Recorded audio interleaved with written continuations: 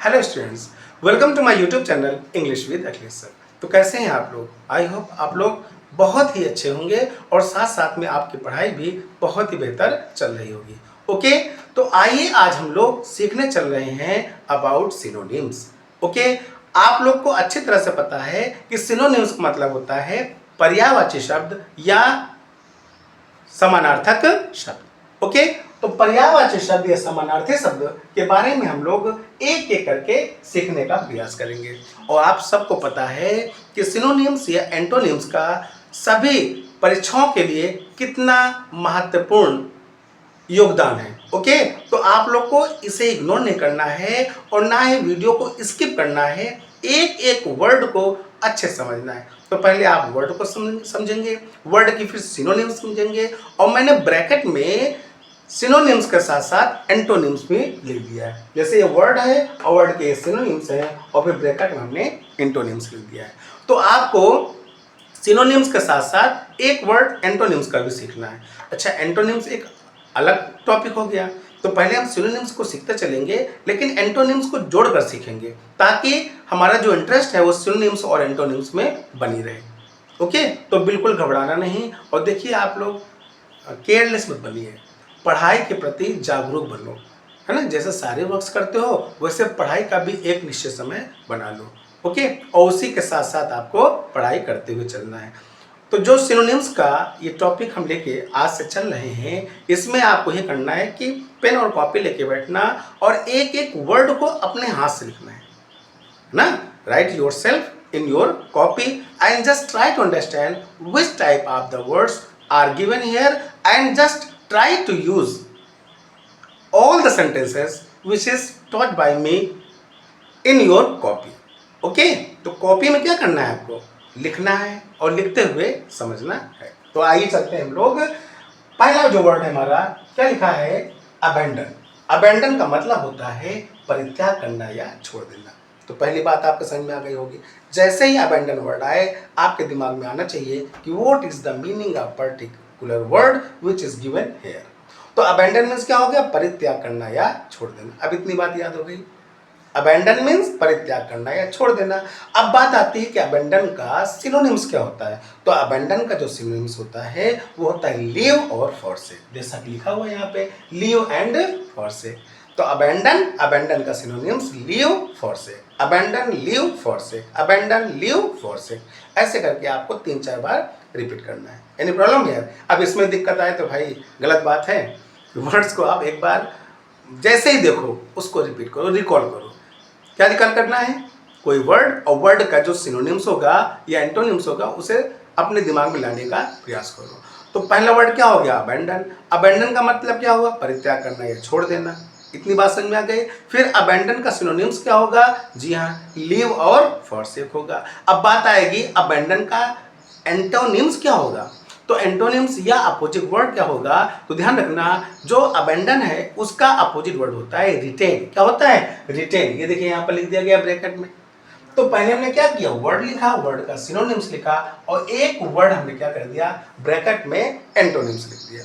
Any problem है? चलिए, अब देखिए मैंने आपसे बताया कि जब भी कोई वर्ड आपके नजरों से गुजरे तो उसका सेंटेंस में यूज कैसे करें। जिस दिन आपने सेंटेंसेस का यूज अपने लैंग्वेज में करना शुरू कर दिया उस दिन इंग्लिश बहुत ही आसान हो जाएगी। तो देखिए बेटा, अब अबेंडन मीन्स परित्याग करना या छोड़ देना। रिटेन का मतलब होता है संभाल कर रखना, बनाए रखना या अपने पास रखना। तो कितने वर्ड्स हम लोगों ने सीखा? 1 2 3 4, यानी एक ही बार में 4 वर्ड्स आप सीख रहे हैं, है ना। वोकैब पावर कितना स्ट्रांग होगा। और 4 वर्ड्स हमने सीख लिया। क्या सीख लिया? अबेंडन, लीव, फॉरसेक, तो सिनोनिम्स हो गए। एंटोनिम क्या हो गया आपका? रिटेन। रिटेन का मतलब संभाल कर रखना, अपने पास रखना या बनाए रखना। ओके, अब इन 4 वर्ड्स का यूज अपने लैंग्वेज में करना है।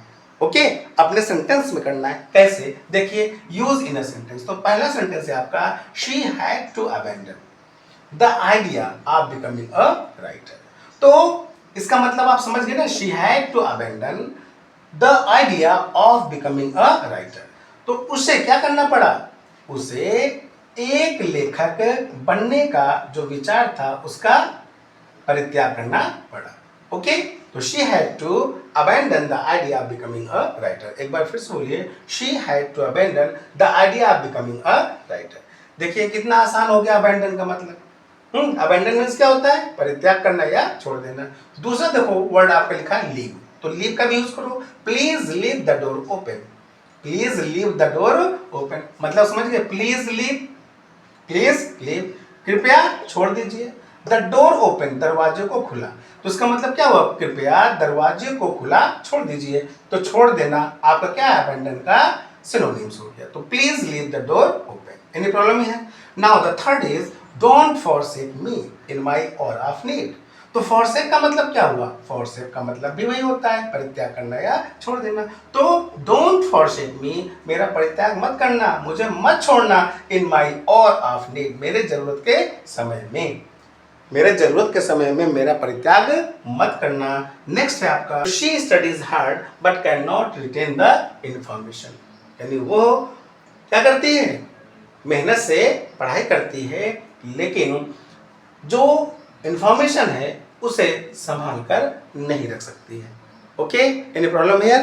तो एक बार फिर से सेंटेंसेस को आप देखो कैसे यूज हुए हैं, और इसके अतिरिक्त भी आप इन वर्ड्स का यूज अपने सेंटेंसेस में करिए। और ध्यान रखिएगा, मैंने बार बार आपसे बताया है कि पढ़ाई इतना आसान नहीं है कि 1 महीने 2 महीने पूरी कंप्लीट पढ़ाई हम लोग कर दें। इसके लिए लगना पड़ता है, मेहनत करना पड़ता है, और आप लोग को अकॉर्डिंग टू सिलेबस चलना पड़ेगा। ओके, तो सिलेबस किस चीज़ की आप तैयारी कर रहे हैं? हाई स्कूल, इंटर या फिर कॉम्पिटिटिव एग्जाम्स में भी, जहाँ पर भी आप कदम रखने जा रहे हैं बहुत सोच समझ कर रखना। और देखिए मैं जो कुछ भी आपको पढ़ा रहा हूँ, अभी आप समझिए कि जो बेसिक चीज़ें हैं वो लगभग सभी एग्जाम के लिए ओरिएंटेड है, इम्पोर्टेंट है। देखिए जो पार्ट्स ऑफ स्पीच मैंने आपको पढ़ाया बहुत इंपॉर्टेंट है ना। पार्ट्स ऑफ स्पीच के साथ साथ हमने स्पेलिंग्स की सीरीज लेकर के चली है ना, और वो भी बहुत इंपॉर्टेंट है, उसको भी हम साथ में लेकर चल रहे हैं।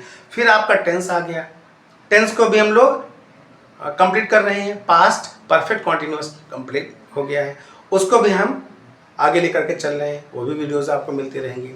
ठीक, और आज से हम लोग एक नई चीज़ की ऐड कर दिया है, सिनोनिम्स और एंटोनिम्स। ओके, और इसे भी हम साथ साथ में सीखते जाएंगे। तो आपका लेवल क्या है? सिनोनिम्स एंटोनिम्स भी सीखते हुए चलोगे, उधर स्पेलिंग्स भी सीखते हुए चलोगे, इधर जो टेंस वगैरह है ना, टेंस के साथ साथ जो भी आपका सिंटैक्स, सिंथेसिस, ट्रांसफॉर्मेशन, और क्या बचा आपका active voice, passive voice, narration, जो कुछ भी बचे हैं वो धीरे धीरे आप सीखते हुए जाओगे। और उन सबको और भी ज़्यादा प्रभावशाली बनाने के लिए ज़रूरी है हमारे पास होना क्या? Word power. ठीक है ना, तो वर्ड पावर बहुत ज़रूरी है, स्ट्रांग होना। इसलिए हम लोग एक एक वर्ड को अच्छे से सीखेंगे, उनका सिनोनिम सीखेंगे, एंटोनिम सीखेंगे, साथ साथ में उनका सेंटेंसेस में यूज भी सीखेंगे। ओके, एनी प्रॉब्लम है? एनी प्रॉब्लम है? तो चलते हैं, मिलते हैं नेक्स्ट वीडियो में। Thanks for watching this video.